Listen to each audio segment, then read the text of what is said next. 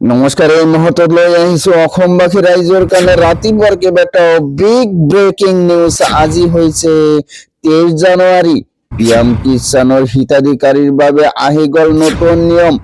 এই তিনিটা কাম কৰক, নহলে লাভ নকৰিব পিএম কিষাণৰ 22 নং কিস্তিৰ ধন। আৰু যিসকলে এতিয়াও পোৱা নাই কিন্তু যোগ্য ব্যক্তি, তেওঁলোকেও আবেদন কৰিব পাৰিব। 6 ফেব্ৰুৱাৰীত মুখ্যমন্ত্ৰীৰ আত্মনিৰ্ভৰ অসম আঁচনিৰ ধন বিতৰণ। হাজাৰ হাজাৰ যুৱকে পাব 1 লাখ কোটি টকা।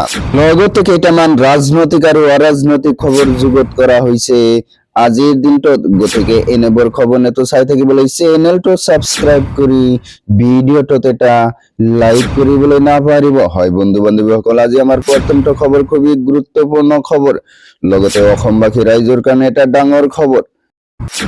কোটি কোটি কৃষকৰ বাবে আহি গ'ল ডাঙৰ খবৰ। শীঘ্ৰেই প্ৰতিগৰাকী কৃষকৰ একাউণ্টত সোমাব পিএম কিষাণৰ 22 নং কিস্তিৰ ধন। আপুনি সাজু হওক পিএম কিষাণৰ 22 নং কিস্তিৰ ধন ল'বলৈ।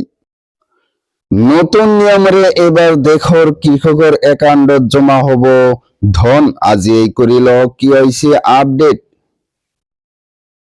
KYC আপডেট নকৰিলে লাভ নকৰিব পিএম কিষাণৰ ধন। জালিয়াতিৰে নাম সন্নিৱিষ্ট কৰা হাজাৰ হাজাৰ ভুৱা কৃষকৰ নাম কটা গৈছে। পিএম কিষাণৰ 22 নং কিস্তিৰ ধন পাবলৈ সাজু হওক প্ৰকৃত কৃষকসকল। আপুনি যোগ্য ব্যক্তি কিন্তু এতিয়াও পোৱা নাই, তেনেহলে দিব পাৰিব অভিযোগ। যিকোনো অভিযোগৰ বাবে মুকলি কৰা হৈছে হেল্পলাইন নাম্বাৰ। হেল্পলাইন নাম্বাৰ হৈছে 155261। তাৰপিছত জনাই আছো আমাৰ পৰৱৰ্তীটো খবৰ, খুবই গুৰুত্বপূৰ্ণ খবৰ, লগতে অসমবাসী ৰাইজৰ কাৰণে এটা ডাঙৰ খবৰ। 6 ফেব্ৰুৱাৰীৰ পৰা বিতৰণ কৰা হ'ব CM-AAA আঁচনিৰ ধন।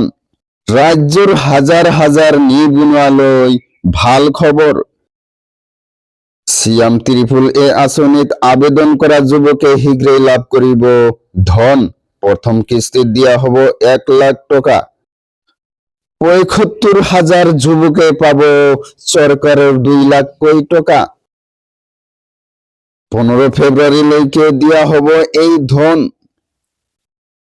মুখ্যমন্ত্ৰী ডক্টৰ হিমন্ত বিশ্ব শৰ্মাৰ বৃহৎ ঘোষণা।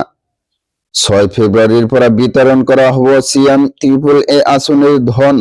ৰাজ্যৰ হাজাৰ হাজাৰ নিবনুৱালৈ এয়া ভাল খবৰ।